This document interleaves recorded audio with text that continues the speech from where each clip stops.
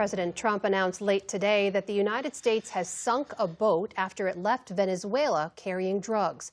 It is the first known military strike in the region since President Trump ordered an increased military presence in the Caribbean.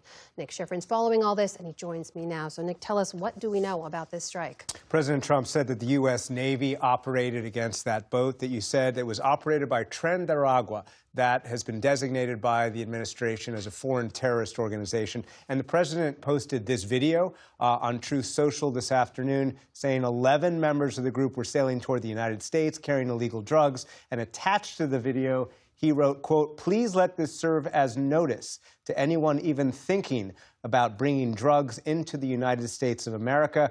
Beware. Thank you for your attention to this matter." Multiple exclamation points. Now, as you said, Amna, President Trump this summer ordered a large Navy and Marine deployment to the area. You see some of the ships there. A Navy official says it includes destroyers, cruisers, as well as smaller ships capable of launching Marines onto shore. And in total, it's thousands of service members, including submarines. The administration describes it as a drug mission and uses the language of war, as Secretary of State Marco Rubio did today. We destroyed a drug boat that left Venezuela, operated by a designated narco-terrorist organization, which is what these are. And he's been clear that the days of acting with impunity and having an engine shot down or a couple drugs grabbed off a boat, those days are over. Now we are going to wage combat against drug cartels that are flooding American streets and killing Americans.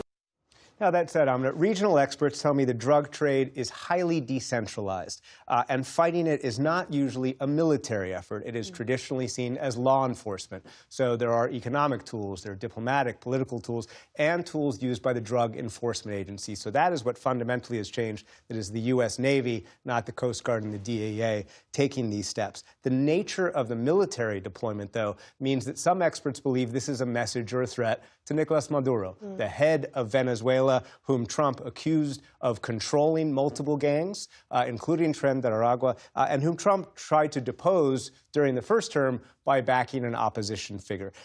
Reporters asked Rubio that specific question today, whether the U.S. would operate against Maduro. He said, look, this is a counter-drug operation, but he wouldn't discuss any future operations. And has there been any response from the Maduro government in Venezuela? There has not been today to this strike, at least not in a couple hours, but just yesterday, Nicolas Maduro gave a rare press conference. He described the military deployment by the Trump administration as proof the administration was seeking regime change, and he tried to paint Rubio, not Trump, as the aggressor. Mr. President Donald Trump, you must be careful because Marco Rubio wants to stain your hands with blood, South American, Caribbean, Venezuelan blood.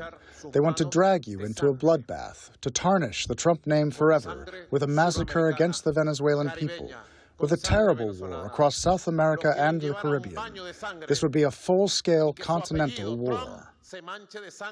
Maduro trying to paint this clearly, Amna, as an inevitable U.S. military effort against Venezuela, which the Trump administration says is not on the cards right now. Nick Schifrin, thank you as always. Thank you.